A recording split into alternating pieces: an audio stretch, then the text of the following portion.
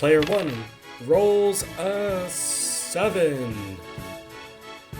Player 2 rolls a 5, so player 1 chooses to go first. Both players are using the new Final Fantasy X custom structure deck. Player 1 is using a wind-water build, and player 2 is using a tri-colored fire-water-wind build.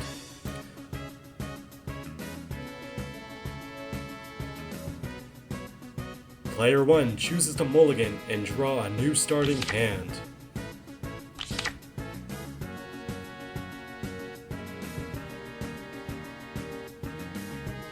Player 2 chooses to keep his opening hand. Player 1 draws a card to start the game.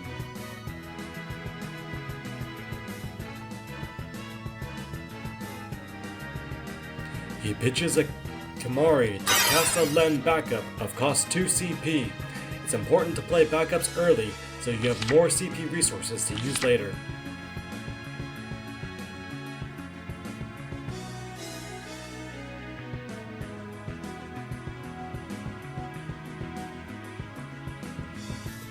Oh my!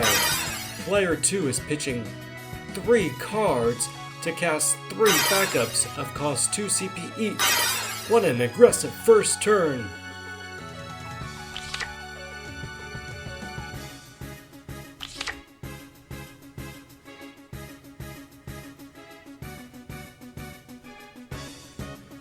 Player 1 is paying 3 CP by pitching a card and doling a backup to cast Brother backup. When Brother enters the battlefield, he lets you search for a Final Fantasy X forward from your deck. It looks like he'll search for Waka, who is a strong card early on.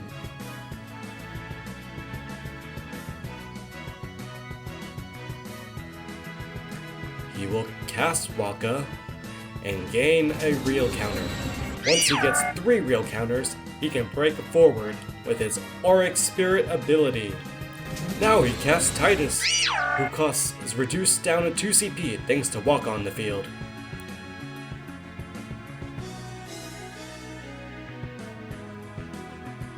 And now he'll search for Yuna and add her to the hand.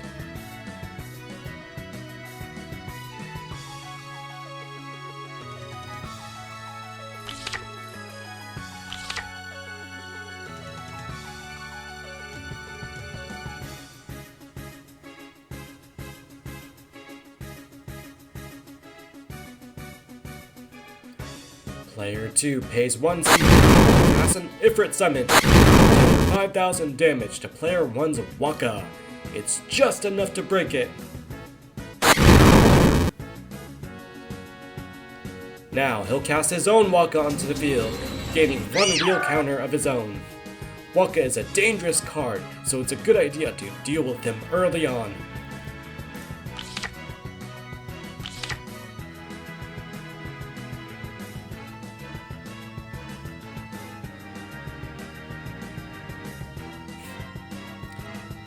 Player 1 goes straight to combat and swings with Titus. All of his forwards gain 2,000 power when Titus attacks, making him 9,000 power now. On to main phase 2. He will play 4 CP and cast Yuna. When Yuna enters the field, she can play 1 Guardian of cost 2 CP from the break zone directly onto the field. He chooses to play Waka, who gains a real count on entry.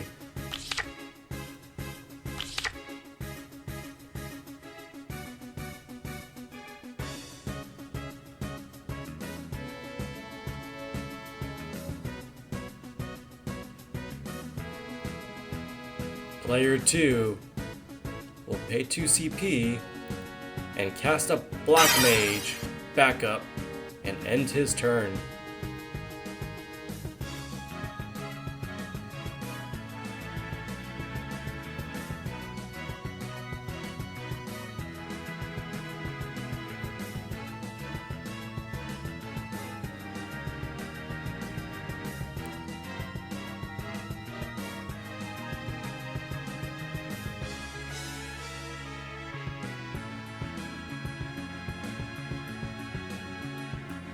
Player 1 goes to combat and swings with Titus once again.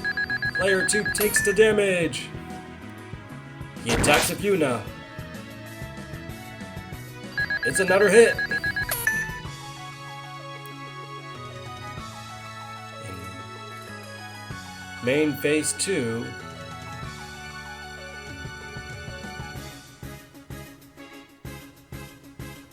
he'll cast a White Mage backup, overpaying 1 CP cost to draw a card before ending his turn.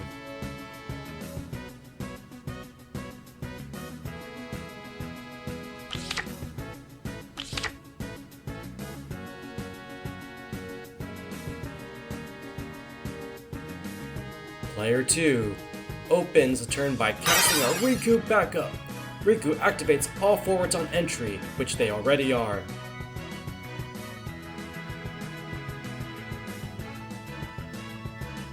Now he'll pay the reduced cost of 2 CP to cast Titus.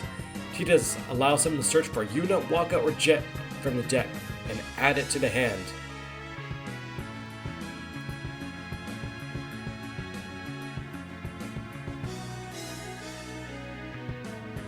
He chooses Yuna!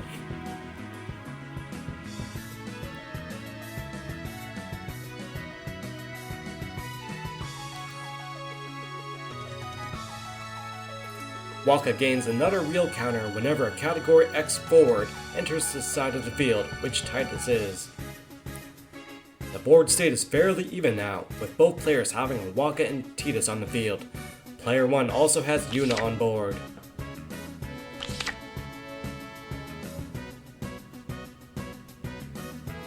Straight to combat, he swings with Titus. Player 2 takes the hit. Now for Yuna. Another hit. One last attack with Waka. And he lets it through. No block? What a gutsy call. Hope he knows what he's doing. Here comes Pain. Pain lets you draw 1 card if Yuna is on your field. Player 1 must be confused with the other Pain, who lets you search on entry. It's important to read the cards before you play them.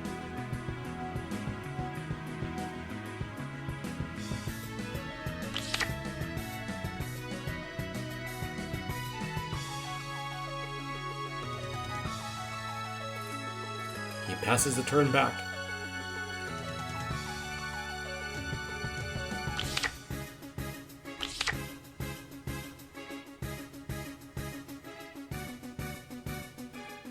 Player 2 doles 2 backups and casts Lord Braska. His special ability, Grand Summon, is costly, but can break 2 forwards on the field. Waka gets his 3rd real counter. You know what that means. A forward is about to break. He uses his Waka to break player 1's Waka. Smart move to break it before it gets to his 3rd real counter. Now he activates Braska's Grand Summon ability, pitching a summon in place for a Braska, pitching a Fire Seat card for 2 CP, and doling a Wind and Water backup to pay the full cost. Breaks Titus and Pain. Goodbye!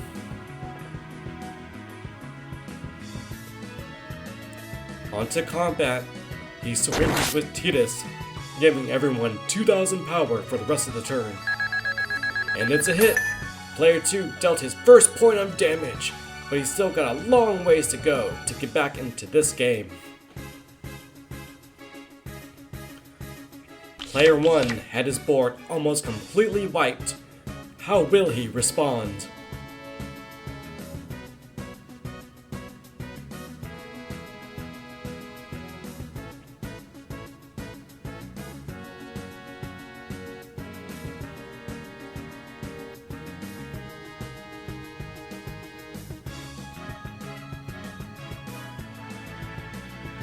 Oh, he casts a Selkie with 8,000 power, currently the biggest forward on the field. And look, it's the return of Pain! She lets him draw a card since Yuna is on the field. On to combat. He swings with Yuna for 7,000. Player 2 has to block with Waka, and down he goes. Sparks are flying with player 2 holding on for dear life. What can he do?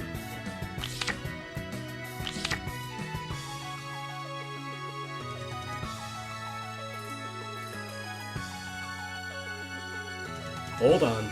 Oh, here comes another Braska Grand Summon, paying the huge costs.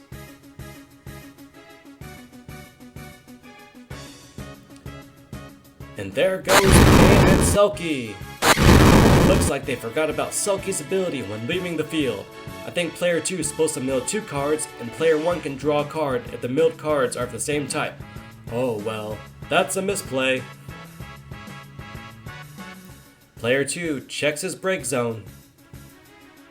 Could this be for a potential Bahamut play?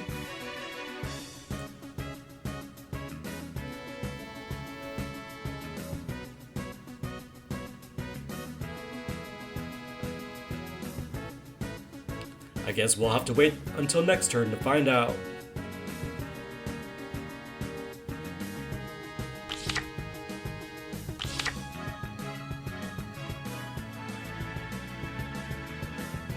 Player 1 starts by pitching a card to cast Auron from hand. Auron acts as a lightning rod and must be chosen by summons or abilities if possible, making him the perfect guardian to protect Yuna and friends.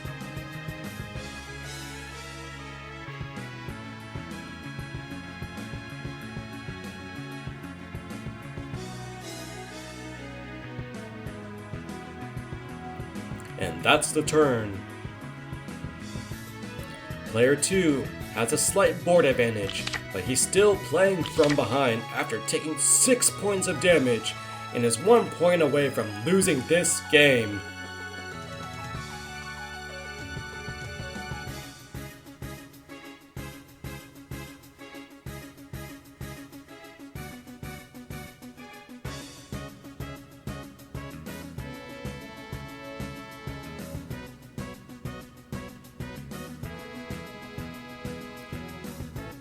He chooses to skip to combat and attacks with Tidus with 9,000 power. The hit goes through. It's now 6 points of damage to 2. On to main phase 2. He doles 3 backups to play Bahamut! If he has at least 3 fire summons in the break zone, Bahamut's power becomes 9,000. I believe he has 4 summons. Fire summons. He doles 2 backups, pitches a card to cast Yuna, allowing him to play Waka back onto the field with a real counter. The gap is starting to close. Player 1 needs to find a way to deal 1 more point of damage.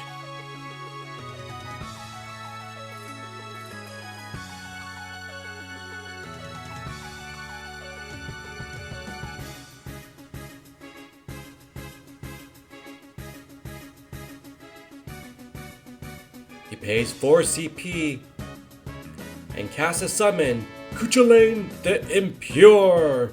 This makes a 4 lose 1,000 power for each dual character that they control.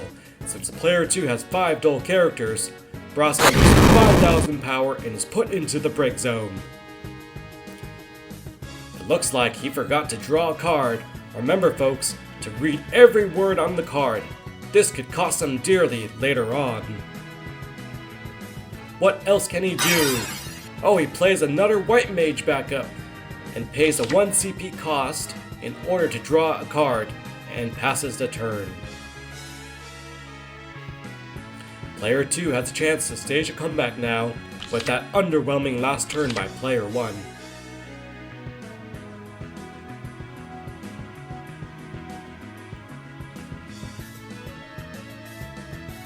Uh-oh, he's doling all 5 of his backups in order to play Jet! When Jet enters the field, he deals 4,000 damage, plus 1,000 more damage times the number of FF10 characters he controls to a forward. Since He has 6 FF10 characters, that comes out to 10,000 damage. Poor Orin never stood a chance. On to combat, he swings with Titus, boosting all his forwards by 2,000. And the hit lands! Next up is Bahamut. I don't think he has 7 fire summons in the break zone, so his other ability will not trigger.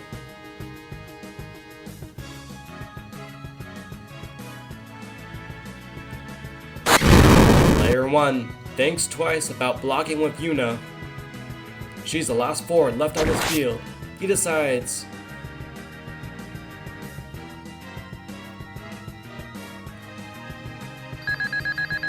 that he's going to take both damages instead. Oh, it's a Riku EX burst! Riku bounces one opposing forward back to the hand. Looks like Waka it is.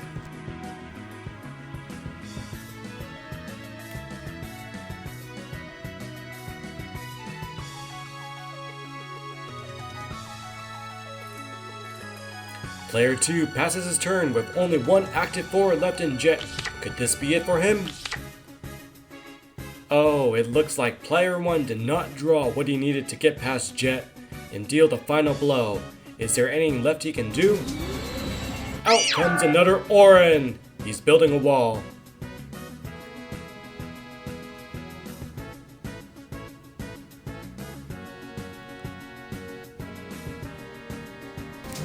Oh, it's Lulu!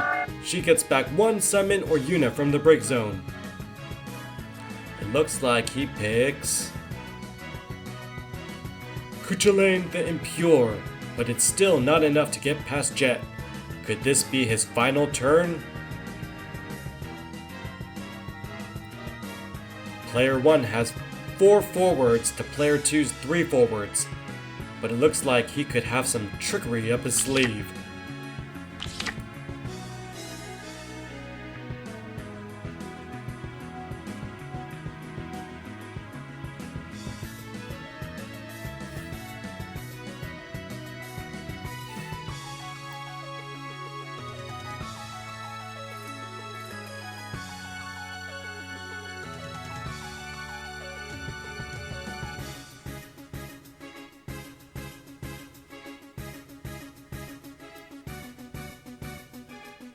He goes to combat and swings with Titus with the 2,000 power boost to all his forwards. Hoping for another EX burst, player 2 takes his 6 point of damage. We're all tied up.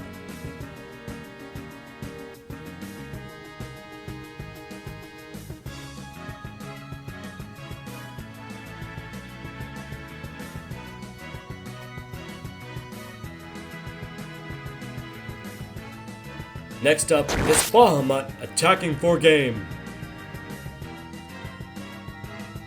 Not if Orin has something to say about it. Player 1 mistakenly believes they are of equal power, but forgot about Titus's 2,000 power boost. He should still be alive. We advise all players to use counters to show existing power levels on all of their forwards for this very reason. Orin goes to the break zone, and he draws 1 card as farewell.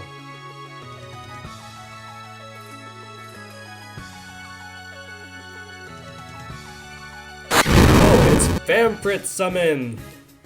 Both players put 1 forward into the break zone. Since Titus has done his job, he'll be sacrificed. Len is reactivated due to the cast summon. Sadly, Lulu has gone, since she is the lowest of the power of the 2 remaining forwards. That leaves just Yuna left. Yuna with 7,000 power is no match for Jet at 11,000 power. Yuna attacks. There's the final blow, and that's the game, folks. Player 2 wins! Thanks for tuning into this matchup of custom Final Fantasy X structure decks. I hope you'll join us live in one of our many Bay Area locations. Keep on playing, and see you all next time.